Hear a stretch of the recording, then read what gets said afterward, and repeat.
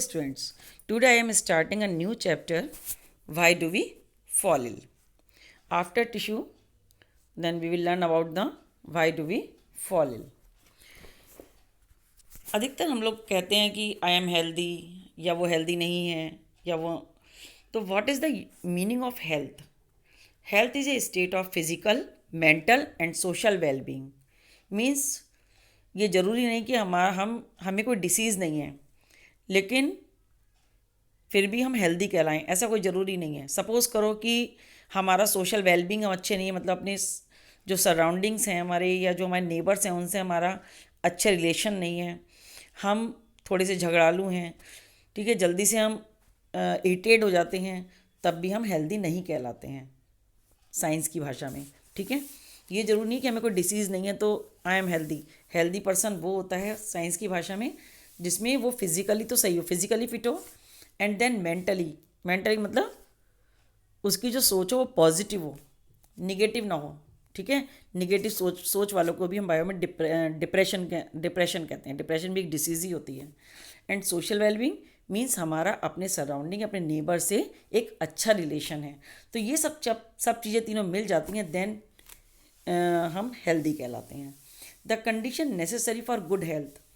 अच्छी हेल्थ के लिए क्या क्या चीज़ें ज़रूरी हैं? First is good physical and social environment. हमारा फिजिकल एनवायरनमेंट मतलब जो हमारा एनवायरनमेंट है वो नीट एंड क्लीन हो। ठीक है, वहाँ पर सोशल एनवायरनमेंट, हमारा जो नेबर्स हैं उनसे हमारे रिलेशन अच्छे हों।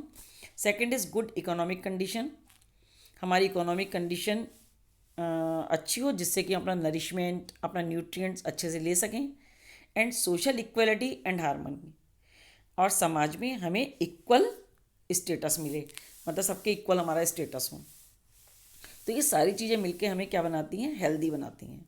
Good physical and social environment include in clean surroundings, good sanitation, proper garbage disposal and clean drinking water.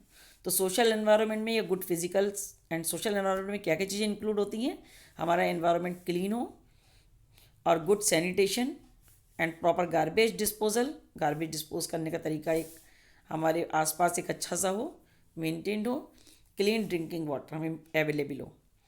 Next है good economic condition includes job opportunities for all, for earning to have nutritious food and to lead a healthy life. Next is social equality and harmony are necessary for healthy and peaceful life.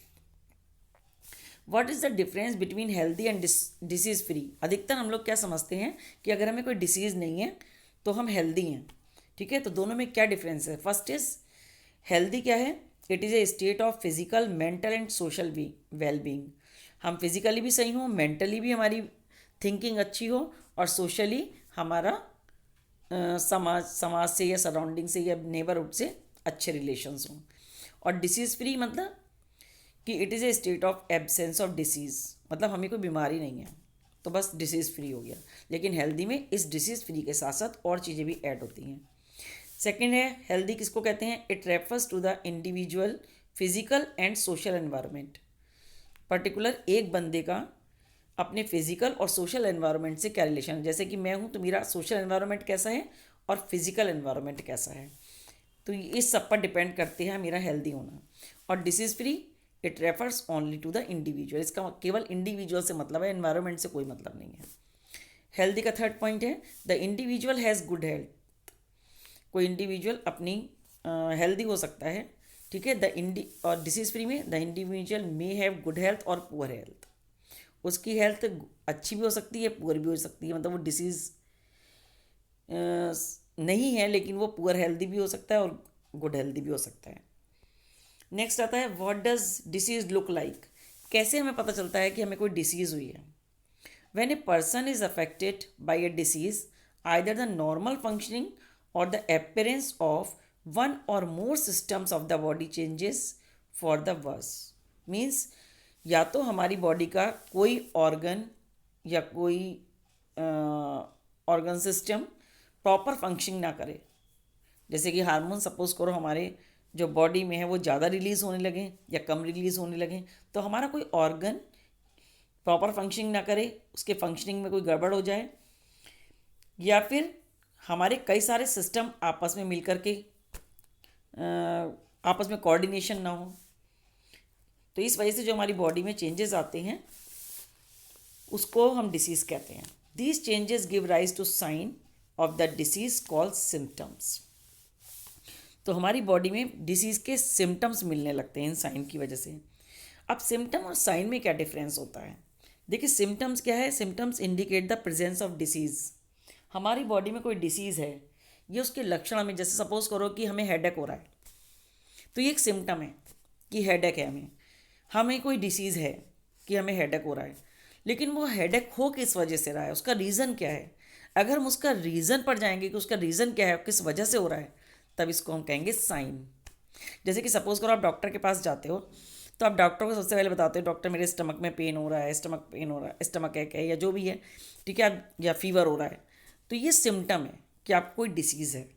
अब doctor एक अनुमान लगाता है, सोचता है कि हाँ क्या क्या बीमारियाँ हो सकती हैं। आपके कई सारे और आपसे बातें पूछता है कि ऐसा तो नहीं हो रहा है, ऐसा तो नहीं हो रहा है, ठीक है। तो आप जब कई सारी बातें बताते हो, हाँ ऐसा भी हो रहा है, ये भी हो रहा है, तो डॉक्टर उससे एक अनुमान लगाता है कि हाँ ये बीमारी हो सकती है। फिर वो आपको टेस्टिंग के लिए भेजता है, कहता है कि आप ब्लड टेस्ट करा के आइए, आपको मलेरिया भी हो सकता है, आपको टाइफाइड भी हो सकता है, कुछ भी हो सकता है। तो फिर जब आप टेस्ट कराते हो, तो टेस्ट करके जो आपकी डिसीज़ निकलती है उसको साइन कहते हैं। It is the difference between the symptom and sign. Symptom कई सारी बीमारियों का एक हो सकता है, लेकिन साइन एक पर्टिकुलर बीमारी का एक ही होता है। जैसे फीवर कई सारी बीमारियों का सिम्टम है। फीवर मलेरिया भी हो सकता है, फीवर टाइफाइड भी हो सकता है, फीवर आपका वायरल भी हो सकता है, लेकिन जो साइन है, पर्टिकुलर मलेरिया का जो साइन है वो मलेरिया का ही होगा। जैसे कि मलेरिया का स्पेशली फीवर का साइन होता है कि बहुत तेज़ जो है शिवरिंग होकर के फीवर आता है, ठीक है, और वो पर्टिकुलर एक टाइम पर आता है, फिर उतर जाता है, फिर दोबारा शिवरिंग होकर के आएगा। और टाइफाइड का होता है कि 100 डिग्री सेल्सियस टेम्परेचर आपका एक लंबे समय तक बना रहेगा। तो ये साइन हो गया। जबकि जो फीवर दोनों में आ रहा है, और फीवर जो दोनों में आ रहा है वो कई सारी बीमारियों का सिम्टम है।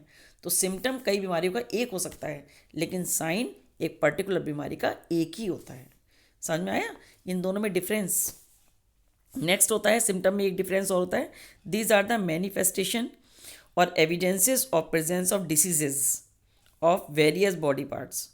और जो साइन होता है, these are distinct for different disease. ये अलग अलग डिसीज़ के लिए अलग अलग सिम जो है इनके डिस्टिंक्ट डिफरेंस, मतलब डिफरेंसेस होते हैं हर डिसीज़ के। हर डिसीज़ का साइन अलग होगा, ठीक है। तो ये हो गया सिम्टम और साइन। अब डिसीज़ को हमने कई पार्ट में डिवाइड किया, लेकिन अलग अलग बेस पर, ठीक है। अगर हम टाइम पीरियड के बेस पर देखते हैं कि कोई डिसीज़ बहुत लंबे समय तक चलती है और कोई डिसीज़ बहुत कम समय के लिए होती है। जैसे कोल्ड है, 4-5 डेज तक होता है और फिर अपने आप सही हो जाता है।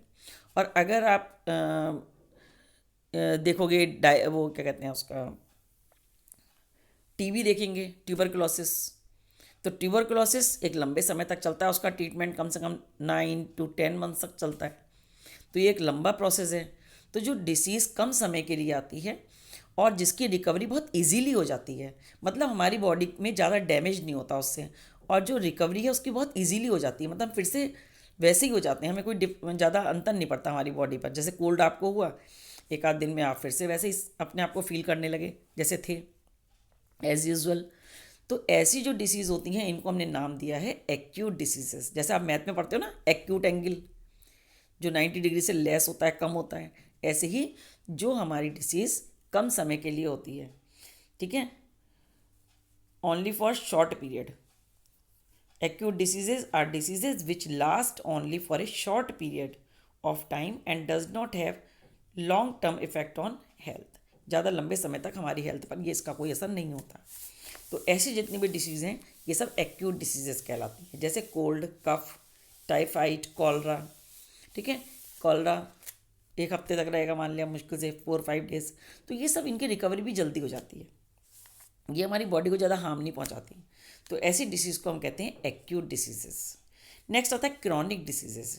क्रॉनिक डिसीजेज होती हैं, these diseases are which last for a long time and has long term disease effect on health. जो हमारी बॉडी में एक लंबे समय तक रहती हैं और हमारी बॉडी को हार्म भी पहुंचाती हैं। हमारी बॉडी बहुत वीक हो जाती है, हमारी बॉडी पर उसका हार्मफुल इफेक्ट पड़ता है, ड्रास्टिक इफेक्ट पड़ता है। तो ऐसी डिसीजेस क्रॉनिक डिसीजेस कहलाती हैं, जैसे diabetes, tuberculosis, elephantiasis, arthritis, cancer, AIDS et cetera. तो ये सारी डिसीजेस क्रॉनिक डिसीजेस कहलाती हैं। तो ये डिसीज़ का एक क्लासिफिकेशन हो गया according to the time period. Next होता है, नेक्स्ट जो क्लासिफिकेशन हम करते हैं कि डिसीज़ हमारी कम्युनिकेबल है या नॉन कम्युनिकेबल है, इन्फेक्शस है या नॉन इन्फेक्शस है। कम्युनिकेबल मतलब पर्सन टू पर्सन ये स्प्रेड होती है या नहीं होती है, इसके बेस पर हमने 2 पार्ट में डिवाइड किया। जैसे कम्युनिकेबल डिसीज़ होती है वो एक पर्सन से जो इन्फेक्टेड पर्सन है उससे हेल्दी पर्सन में ट्रांसफ़र हो जाती है। उसके ट्रांसफ़र होने के अलग अलग तरीके होते हैं। बाई कोई डिसीज़ बाई एयर होती है, कोई डिसीज़ डायरेक्ट कांटेक्ट से होती है, जैसे कि आप उनका कोई सामान छू लें या उसमें कोई जर्म्स होते हैं। जैसे कि आजकल आप देख ही रहे हैं लॉकडाउन में कि जो ये आपका कोरोना चल रहा है, तो ये इन्फेक्शस डिसीज़ है। इन्फेक्शस का दूसरा नाम है कम्युनिकेबल। ये कम्युनिकेबल डिसीज़ है, इसलिए हम किसी को टच नहीं कर रहे हैं, सोशल डिस्टेंसिंग को फॉलो कर रहे हैं। तो ये कम्युनिकेबल डिसीज़ हैं। तो ऐसी डिसीज़ जो एक पर्सन से दूसरे पर्सन में ट्रांसमिट होती है, स्प्रेड होती है या ट्रांसफ़र होती है, ऐसी डिसीज़ कहलाती हैं इन्फेक्शस डिसीजेस। तो infectious diseases are diseases which spread from an infected person to a healthy person through air, water, food, vectors, physical contact और सेक्सुअल कॉन्टैक्ट। तो ये सारी जितनी भी डिसीजेज़ हैं ये कहलाती हैं इन्फेक्शस डिसीजेस। फॉर एग्जांपल जैसे common cold, chicken pox, mumps, measles, typhoid, cholera, tuberculosis, malaria, AIDS et cetera. ये सारी डिसीजेस कम्युनिकेबल डिसीजेस हैं। नेक्स्ट आता है नॉन इन्फेक्शियस या नॉन कम्युनिकेबल डिसीजेस। ये डिसीजेस एक पर्सन से दूसरे पर्सन में कम्युनिकेट नहीं होती हैं। ये हमारी बॉडी के अंदर के ऑर्गन के इम्प्रॉपर फंक्शन की वजह से होती हैं, लाइक हार्ट प्रॉब्लम, ठीक है, cancer, blood pressure, diabetes, night blindness and rickets, beriberi scurvy. ये हमारी बॉडी के किसी भी इम्प्रॉपर फंक्शन की वजह से होती हैं। ऐसी डिसीज़ कम्युनिकेबल नहीं होती हैं, ठीक है। तो non infectious disease are disease which are not spread from an infected person to a healthy person, जैसे beri, rickets, scurvy, night blindness, diabetes, cancer, high blood pressure. ये सब हमारी बॉडी के किसी न किसी ऑर्गन के इम्प्रॉपर फंक्शन की वजह से होती हैं। अब कॉजेज़ ऑफ डिसीज़ का कॉज क्या होता है, क्यों डिसीज़ होती है। देखिए डिसीज़ होने के 5 कॉजेज़ हैं। फर्स्ट तो होता है कोई पैथोजन। हमारी बॉडी में 5 टाइप के पैथोजन्स हमें बॉडी को इन्फेक्टेड कर सकते हैं। वो क्या होते हैं, वायरस हो सकता है, कोई बैक्टीरिया हो सकता है, कोई फंजाई हो सकती है, प्रोटोजोन हो सकता है या वॉर्म्स हो सकते हैं। जैसे आपने सुना होगा कि वायरस से एड्स होता है ना, HIV वायरस से।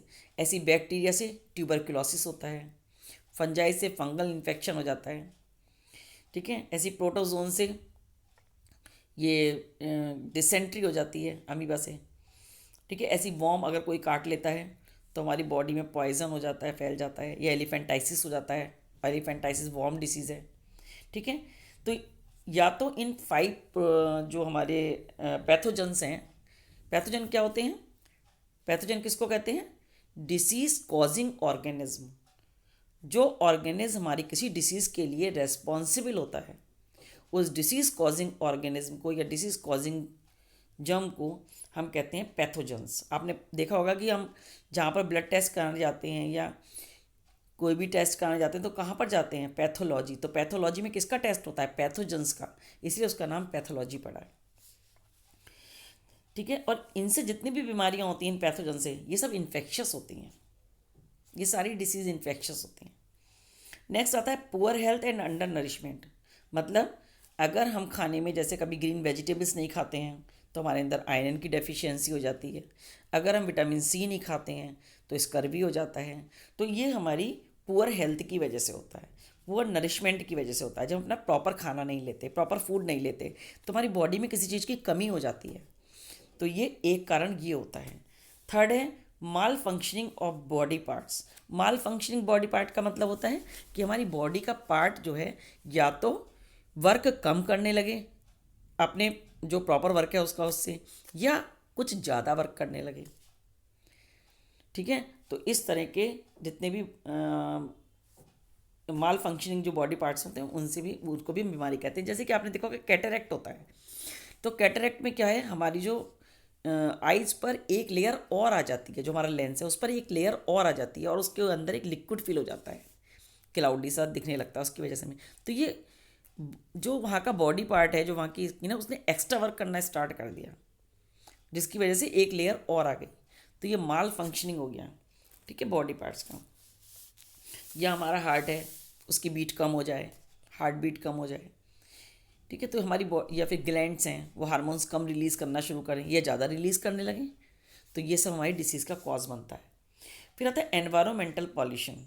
अगर हमारे एनवायरनमेंट में पॉल्यूशन है तो वो क्या होता है, हमारी ब्रीदिंग के थ्रू, हमारे माउथ के थ्रू एंटर करता है हमारी बॉडी के अंदर और हमें इन्फेक्टेड कर देता है।